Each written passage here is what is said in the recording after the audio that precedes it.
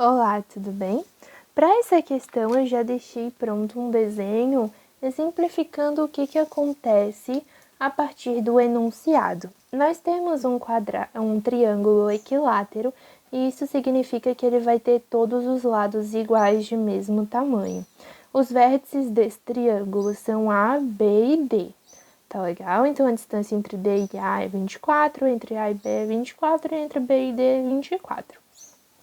Existe um ponto M aqui nessa linha de BD que ele é distante 8 centímetros de D e, portanto, será distante 16 centímetros de D, até porque 16 mais 8 resulta em 24 centímetros, que é a distância total. No vértice B, a gente tem uma carga de 8 vezes 10 na menos 6 coulombs. E no vértice D, a gente tem uma carga de menos 8 vezes 10 na menos 6 coulombs, tá bom? E daí é importante a gente lembrar de duas fórmulas. A primeira nos diz que o trabalho é igual a carga vezes o potencial inicial menos o potencial final, ou seja, vai ser de onde o potencial está saindo até onde ele está chegando, tudo bem? O inicial menos o final. E o potencial é usado por K, que é a constante eletrostática do meio, vezes a carga sobre a distância. Lembrando que a carga que a gente usa aqui é a carga geradora desse potencial. Como a carga vai sair de A, a primeira coisa que a gente precisa fazer é calcular o potencial em A, tá legal? E aqui eu tenho calculado. A gente vai só substituir os valores conforme isso aqui. Lembrando que a distância precisa ser dada em metros, tá legal? E o prefixo centi de centímetros é 10 na menos 2.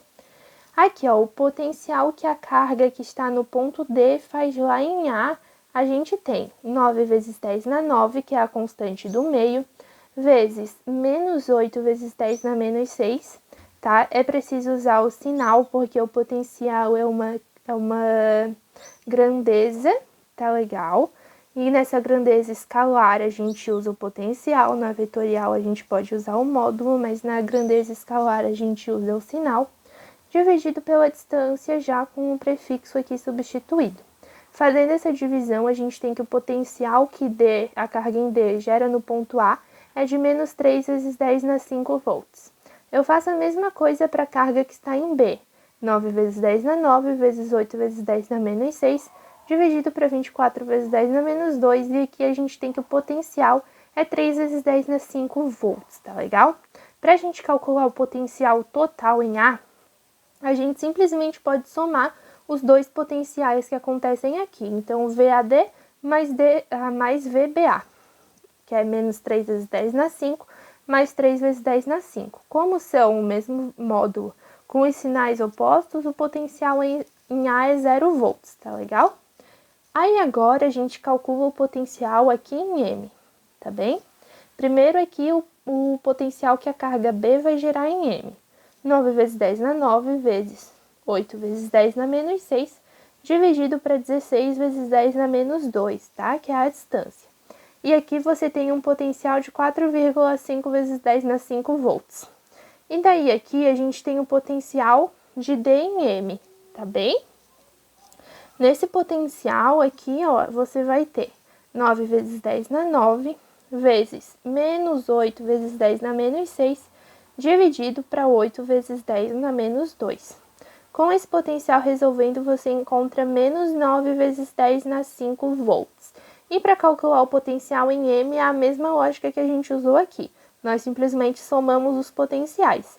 Então, menos 9 vezes 10 na 5, mais 4,5 vezes 10 na 5. Como é uma subtração aqui, né, é a mesma coisa que você fazer 9 menos 4,5 e trocar o sinal. Então, fica 4,5 vezes 10 na 5 volts. Esse aqui é o potencial em M, tudo bem? A gente tem a carga, que é 2 vezes 10 na menos 9, e agora a gente vai aplicar o potencial. O potencial inicial é lá de onde está saindo, ponto A, então é 0 volts. O potencial final é onde está chegando, M, menos 4,5 vezes 10 na 5 volts. Quando a gente coloca o menos aqui, né, na subtração, Menos com menos fica mais. Então, fica 2 vezes 10 na menos 9, vezes 4,5 vezes 10 na 5. 2 vezes 4,5 gera 9. E aqui nas potências a gente tem 10 na menos 4. E assim a gente encontra o trabalho como sendo 9 vezes 10 na menos 4 joules. Portanto, a alternativa está correta.